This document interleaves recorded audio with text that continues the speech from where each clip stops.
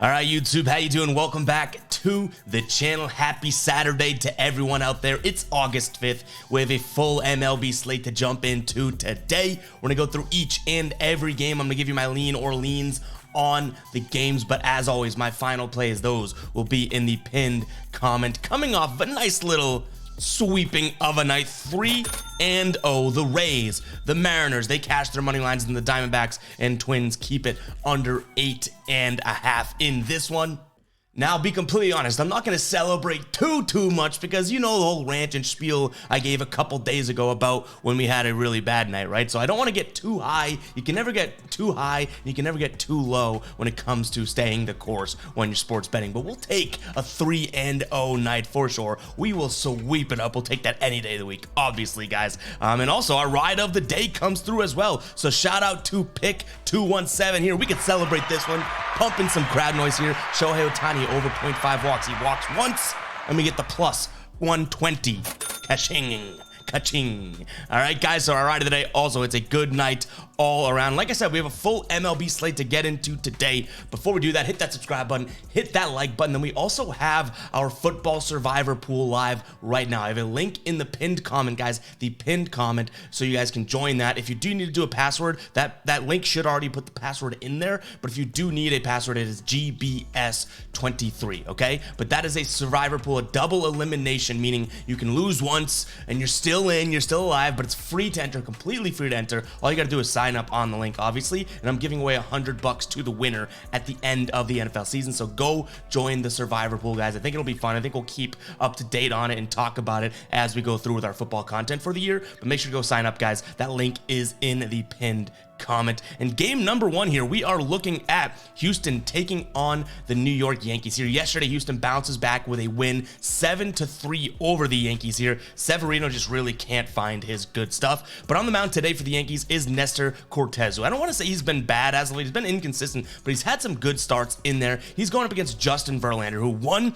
has been pitching really well, and two, is coming back and making his Houston this season debut here. In his last few starts here, though, he's at a 1.4 ERA over his last 5. He is pitching very well, so I want to give credit where it's due. In his last 3 starts, right around that same number too. I think it's like less than maybe sub 1.4, but nonetheless, I am going to back Verlander and Houston here for 2 reasons. I think Houston obviously has the better pitcher in Verlander. He's been dealing. I think that he's going to be excited for his former new team type of thing, but also this Houston team batting lefties right now superbly, almost 6 runs per 9 with a 391 average in their last 5 games here. And if you want to take that and say, okay, well, that might be too small of a sample size, right? You can even pull it out to the last 10. They're batting 312 against lefties. So I do like this Houston offense against lefties, and with the stud on the mound, definitely the better pitcher. Give me the Astros here for minus 142. Not all that crazy of odds either. So I'm going to lean towards the Astros minus 142. In terms of the total, where I'm coming out here is a little tricky because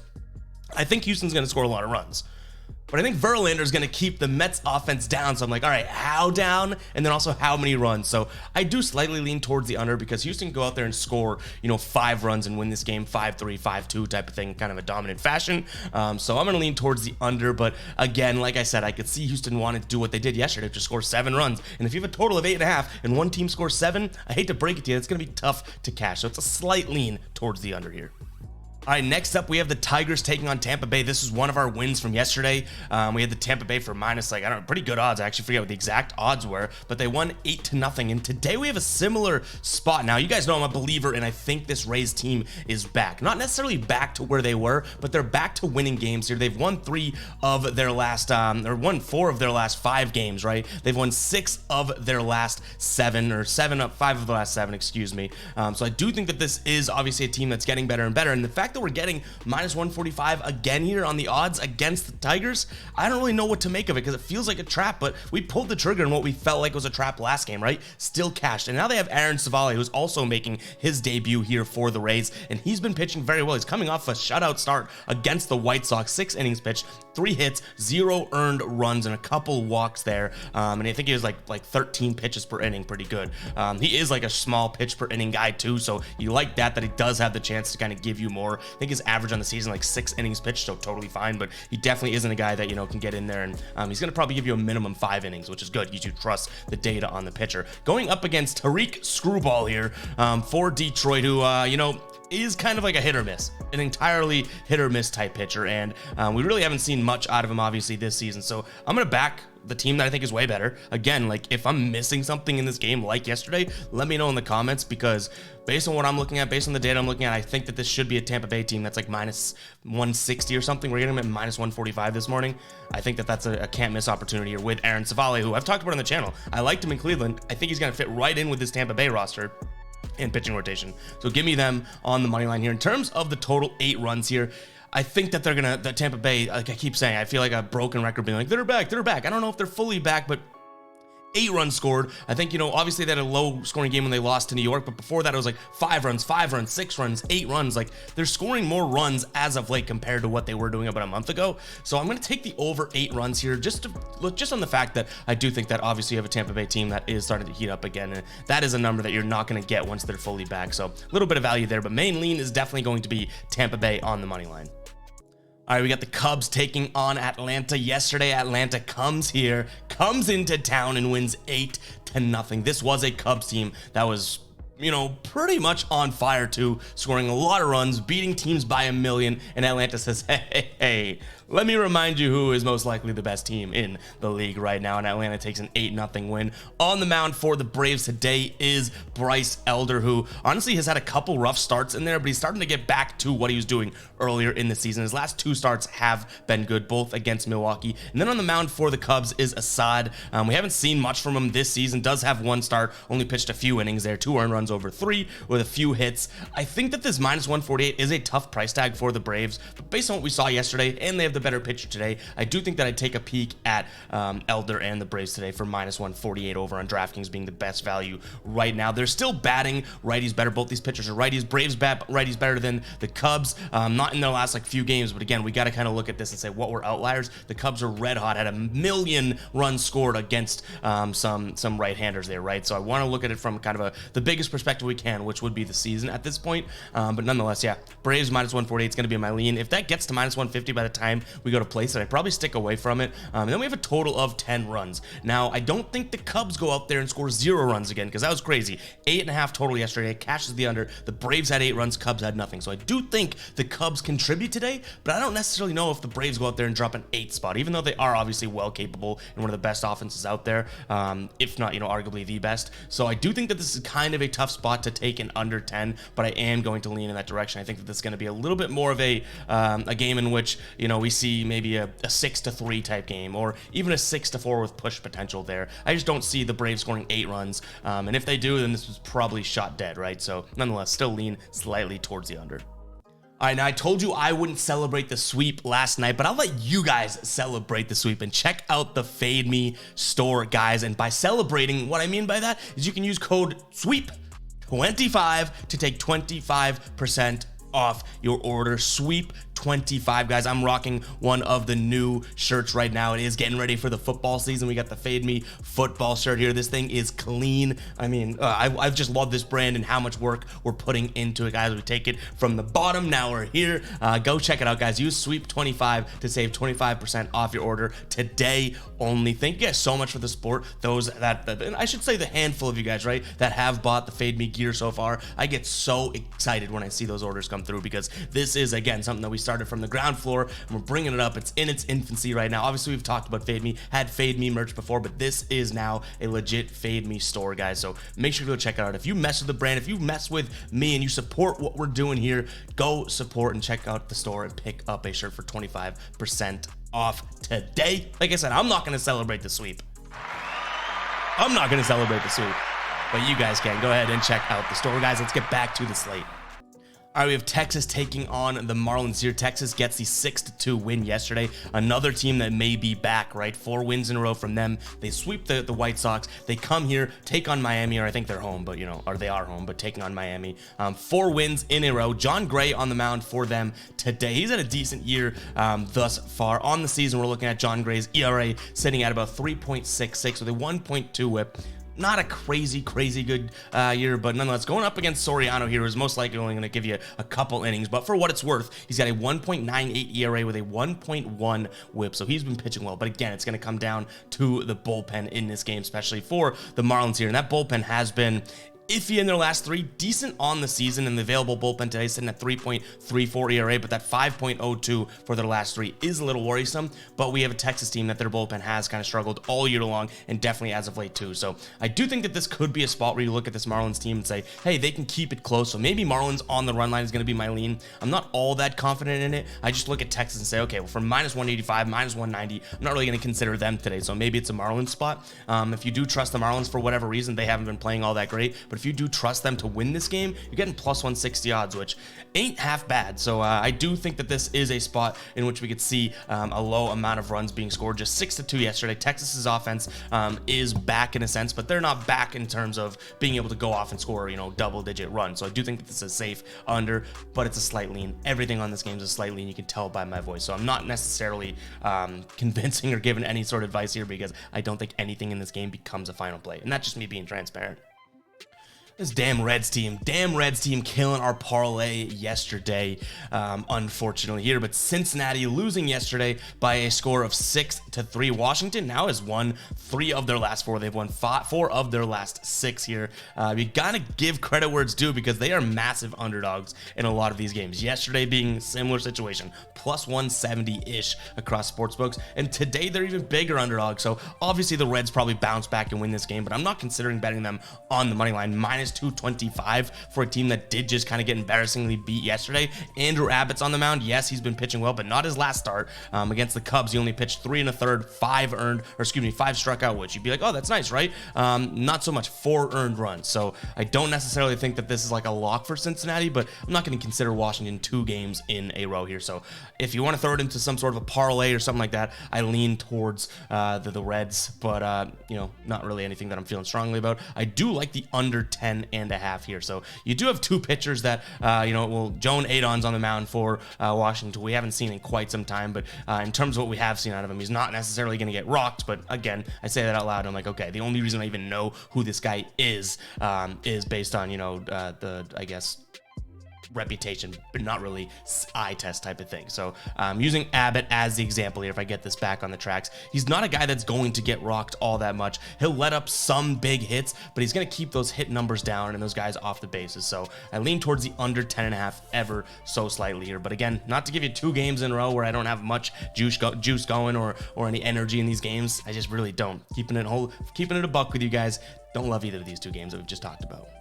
Before we get into this game, I was just adjusting my hat and I was like, oh my God, my eye or forehead, whatever you want to call it, hurts. And I forgot, well, I didn't forget, I knew this happened, but for a split second forgot. So I golfed yesterday and I'm on the 18th hole, literally in the middle of my backswing, right? In the middle of my backswing. I love golf, by the way. Middle of my backswing, I get clobbered by a ball going over the net from the driving range. You can't really see it. I don't think so much. Let's see. Right here, you can see it's scratched up right now, which is weird, but it was a big lump yesterday, all red. I could have died, guys. I could have died and not given you these picks, but I persevered through. But I honestly did go down like a sack of bricks. Again, literally right in the middle of my backswing, boom, lights out. And I was shooting well too, Maybe I'll do some golf content at some point, because it is, one of my favorite things to do. But nonetheless, we do have the Red Sox taking on Toronto. Prayers up for me, guys. I hope that this is okay, to be honest, because it did hurt a lot. I think I'm fine today, but if the picks are bad today, there's the excuse, okay? But Boston taking on Toronto here. We don't have a starter for the Red Sox yet, so we are, TBD there in terms of we do have odds, but I obviously want to know who is pitching for the Red Sox. They lose pretty bad yesterday, 7-3. That game never really looked like it was totally in the Red Sox hands. Alek Manoah actually pitched well, 6 2/3, which is obviously far above what he normally would give you. If we get anyone going today, I don't think we even know who the Red Sox are scheduling tomorrow either. So in terms of who we might be getting, if they do pitch someone that has any sort of juice, I could consider the Red Sox here in a bounce back spot, but I'm going to want to wait to see who's on the mound for them today before really considering that. I do like the under 10, however. Yesterday's the under cashed 10.5. It's ended 7-3, right? But I think it's going to be a little closer of a game. But again, any sort of question mark with this pitching, we might just fade the game. But altogether, I like the under as my main lean in this game. Philadelphia taking on Kansas City. Kansas City with another win. They've now won. Ready? Just bear with me for a second, because I don't know if I'm gonna be able to get through this without laughing. Kansas City has won 8 of their last 10 games. They have won 7 straight games. And while the competition isn't crazy, they're still beating down on teams. They sweep the Minnesota Twins. They sweep the New York Mets. And then yesterday beating Philadelphia 7-5 as plus 223 underdogs. What's going on right now? Do you guys remember? If you're an OG, so let me know in the comments if you remember this. I said at the beginning of the year, I was like, hey, drop whatever in the comments and let me know and whatever. And if you're an OG, like, drop that the Kansas City Royals will win the World Series, and we're gonna troll a bunch of people that don't get to that point in the video, right? This Kansas City team might win the damn World Series. Not actually, but I can't believe it. 7 wins in a row for them. Today, I do think the streak ends. I mean, for whatever reason, it just has to. Christopher Sanchez is on the mound. He's kept guys off base and has been pitching well as of late. And I even look at this and I'm like, well, Kansas City doesn't really bat lefties well, right? Well, wrong. They're batting everybody well as of late. But I just think that the water runs dry, or the well runs dry, whatever the saying is, it has to be today. If they take another one against Philly, you might as well pack your bags for a sweep, because this team is on an absolute trend. But give me the Phillies here in this one. If anything, if you do want to make this a final play, I'm looking at the Phillies -1.5 for -115. I do think that just because the Royals are hot, you're getting decent odds on the run line there. If the Royals were playing Royal baseball like they were before, you'd be getting that -115 probably for like -145, which wouldn't be worth it. But now you have a team that is just playing so well that Vegas is even like, we can't, like, we got to give them something, right? So give me the Phillies on the run line -1.5. Total sitting at 9.5 here. We saw a 12-run game yesterday, and this Phillies team is just this Royals team is just putting up a bunch of runs. Yes, they have their normal Royal games in there, right? But in this win streak, the lowest runs that they've scored is 2. They've done that once, and then other than that, it's been 4 or more runs. Only the 4 was, one time too. Other than that, it's been at least 7 runs, which is crazy. So if you followed there, that means 5 of those 7 wins, they've had at least 7 runs. What are we doing? What are we doing here? This is the Kansas City Royals, so I'm going to lean towards the over as well, just because they've been scoring a bunch of runs. But again, I think everything flips on its head today. I think that the win streak comes to the end, and they probably don't score a bunch of runs. So if you're smart, you'll probably go with the under, but I can't really fade that. I can't fade the over right now, the way that that offense has been trending. It's crazy. All right, Baltimore taking on the Mets here. Baltimore winning yesterday 10-3. They have been playing decent baseball. 5 of their last 6 games here. They've won 6 of their last 8 as well. So give credit where it is due. They do have Kyle Gibson on the mound. The Orioles are 4-1 in his last 5 starts here, going up against Tyler McGill for the Mets, who hasn't pitched, since, what would it be, late June, right? Nonetheless, though, didn't really look all that great prior to going out. So I do think that this is a Baltimore spot. The only issue is the price tag, -175, excuse me. I don't really love that. My main lean in this game is going to be towards the under. Both these teams are trending in under directions. That being said, it was 10-3 yesterday, but maybe that's even better for us, because I don't think that happens 2 games in a row. So main lean in this game is going to be under 9.5. You can get that over on DK right now. From a side perspective, I do think, like I said, it's a Baltimore thing, but that price tag is just going to throw me off, so I'm probably not going to be rolling with that. All right, Oakland taking on San Francisco. Stripling on the mound for San Francisco. We don't know who's pitching for the A's as of right now. Not that it really matters. I like San Francisco coming out of that sweep, or what felt like a sweep against Arizona. They win the last 3 of a 4-game series. Going up against an Oakland team that obviously has just been struggling. They got their doors pounded in by the Dodgers. So give me San Francisco here on the money line. Total sitting at 7.5. Though this Oakland team is struggling to score, so is San Francisco. That seems like a very low number. So slight lean towards the over, but again, slight lean. I do think that the main lean, if you are going to have a play in this game, it's probably worth considering San Francisco on the money line. Milwaukee taking on Pittsburgh here. Pittsburgh gets the win yesterday, 8-4. They lost game 1, if we recall, 14-1, which is wild.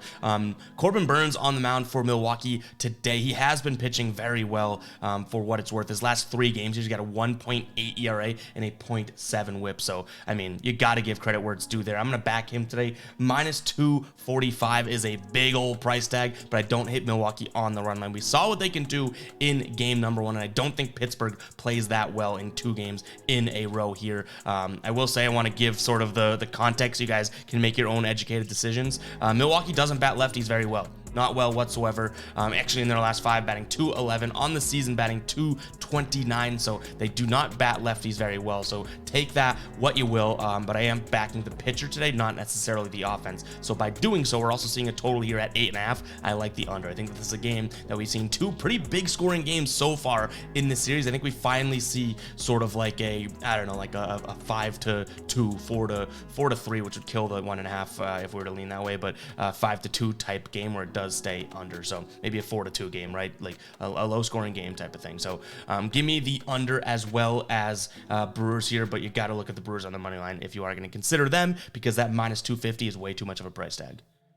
All right, the Cleveland Syndergaardians going up against the White Sox here. Noah Syndergaard actually looked decent last time out, or I should say in his first Cleveland start here. They ended up losing that game by a bunch, but he only let up 1 run through 5 1/3 on a 2-hit performance. So I like what I saw from him. And he's going up against Michael Kopech today, who was faced against the Cleveland Guardians a couple times this year. One, he looked amazing. 7 innings pitched, 9 Ks with 0 earned runs. You're like, holy crap, he's got this team by the balls. Then he goes up against them about a month later, 5 innings pitched, 3 earned runs, only 2 strikeouts, was pitching nearly 20 balls per inning. So we don't really know what we're going to expect from this guy. What we do know is that he loves to throw the fastball, and he's coming in from the right side. And right now, Cleveland batting those righties very well. 260 in their last 10 on the season, batting nearly 260 as well. And coming in after a win, they're batting 260, which they got the win yesterday. So give me the Syndergaardians here, minus 145, minus 142. If you can get it right around there, I think it's fairly priced. And then a total sitting at 8.5. Between these two teams, they have cashed 7 unders in their last 10.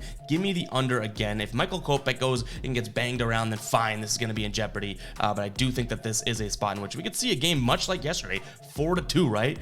So I think that's going to be a little bit, and that was Logan Allen and Clevenger on the mound too, which I would say both of these guys can go out there and do pretty damn near the same thing, right, in terms of what the offense will see. So give me the under here, 8.5. But also I do really like the Syndergaardians today. If you don't remember what that's from, it's because I just happened to stumble upon saying Syndergaard and the Guardians, and I was like, Syndergaardians. We took them at plus 165. I forget who they played against, Houston, and they got the doors blown in, but Syndergaard actually pitched fairly well. All right, Minnesota taking on Arizona, and all I have to say is one thing. You're not going to give it to me again, are you? You're not going to give me an 8.5 total here and expect me not to take it. We cashed the under yesterday. We're cashing it again today. Main lean in this one is going to be the under. If I had to pick a side, which I don't necessarily think I'm going to, I would kind of lean towards Arizona for that plus 140 price tag. We saw yesterday that these two teams are going to be fairly similar, kind of pitching aside too, right? They're not going to have that outburst of offense because we just haven't seen that from either of these teams as of late. So I would say that if it's going to be close, give me Arizona on the money line here for plus 140, but my main lean is going to be 8.5. We had a total of 8 yesterday. That's where the closing odds ended up. Now it's back up at 8.5. Give me the under here. The Diamondbacks have hit that in 9 of their last 10. They've hit it in 8 straight, and then the Twins have hit it in 4 of their last 5 and 2 straight. Under 8.5 all day long. We'll ride that until the wheels fall off. All right, St. Louis taking on Colorado here. Colorado, I can't even say it, gets the unexpected win yesterday, 9-4. I definitely didn't see that coming. Today, I do think that the St. Louis Cardinals here do bounce back, but unfortunately, they're very heavily priced. I don't hate them on the run line, but they haven't been a very good run line team as of late. In their last 10, when favored 1.5, they've only cashed that in their wins in 3 of their last 10. So not all that great to see there, but they do have Steven Matz on the mound, who surprisingly has been pitching very well. He's got a 1 flat ERA in his last 5 starts here, and it gets even better when you look at it from a last 3 perspective. He's got a 0.53 ERA with a 0.82 whip. Like, what? Those are absurd numbers. Teams that he went up against in his last 3 were the Cubs, who they weren't as hot as they were, as they are now. But against the Cubs, then he went up against Arizona. Then he went up against the Cubs again, a team that was fairly hot. So, that was a Cubs team that was a little bit different. So give him his flowers. He's been pitching really well. So I do back him today, but it's tough to convince me of that run line because obviously we can't consider them as an individual on the money line, but I'm going to have to do some digging and really see if I can get behind Steven Matz. Going up on the mound here for Colorado's Tyler Black. Nothing really to report from him. I'm not going to back him for sure. He's had a couple starts this year, pitched 3 innings in one, 5 in the other, 0 earned runs, kept things down, but nothing. I'm not going to really back him. You know what I mean? If it's going to come to Matz or him, I'm looking at Matz all day long. So I'll consider St. Louis on the run line here, minus 1.5. And then a total sitting at 9. I think a lot of people are going to be on the under because it just seems like a high run allotment here. But the Colorado Rockies, though I always like to take their unders, 9 is very, very low. And if they can have any sort of offensive success like they did yesterday, I guess I slightly lean towards the over here. I'm going to fade the public and look at the over. A big win for San Diego yesterday here. They win 10-5. We don't know who's on the mound for the Dodgers yet, so we do have these odds, but really not much to go off of here. So San Diego -145 on the money line. Total is sitting at 8.5 runs. I still do like the under. I liked it yesterday. Obviously, got smoked, but in terms of who is pitching for the Dodgers, we know Lance Lynn is going tomorrow, so I don't think he's pitching today. And for San Diego, we do know who's on the mound. It's going to be Blake Snell. So this is tough. It's almost like we're kind of betting blindly, but Blake Snell been pitching really well. I just rhymed. He's got a .4 ERA in his last 5 here. So give me the Padres here for -145. I do want to know who is going to be on the mound for the Dodgers before making this the final play. But if I'm going to trust Blake Snell, I'm going to trust Blake Snell. He's pitched really well against the Tigers as of late as well, going 6 innings in both of his starts against them this season, allowing only 2 earned runs, 1 hit, 4 hits. So he's been pitching well against them. So give me Tony Snell, who's Tony Snell. Give me Blake Snell, who has been pitching well, okay? And then in terms of the total, like I said, I slightly lean towards the under, but kind of turned me off seeing what happened yesterday. And a nice little basketball shout out to Tony Snell, huh? If you know, you know. If you know who Tony Snell is, shout out to him. In fact, before we get into this game, drop Tony Snell in the comments. If you're watching right now, drop Tony Snell in the comments. TONY space SNELL. Ooh, that was tough for me. Spelling bee champ. Drop Tony Snell in the comments if you're watching. We'll really get people being like, what the heck is going on? All right, we got the last game of the slate. We got the Angels taking on the Mariners. We were big on the Mariners yesterday, and they pull it out 9-7. We have George Kirby on the mound for the Mariners today, going up against Tyler Anderson, who I would tell you 10 times out of 10, Kirby is the better pitcher, which I do believe him to be. But Tyler Anderson has been pitching very well. On the season, he's got a 5 ERA, but in his last 3 starts here, he's keeping that under 4, so you can see what I believe is, really well for him. But in his last 5, he had 2 shutout games, I believe, within his last 5. One against Arizona, where he comes in. I think he pitched like 5 innings and the bullpen kind of blew it, but nonetheless, he has been pitching well. We can look at the numbers. I still am going to trust the more tried and true and proven pitcher here, George Kirby. So I'm going to lean towards the Mariners yet again in terms of how they bat against lefties, which Anderson is. I love that. Last 5 games here, batting .425, last 10 batting .342. You gotta love that. And after a win, they're batting well against lefties as well. So give me the Mariners yet again. The price tag's very similar, not very similar. We got them at a better rate yesterday, but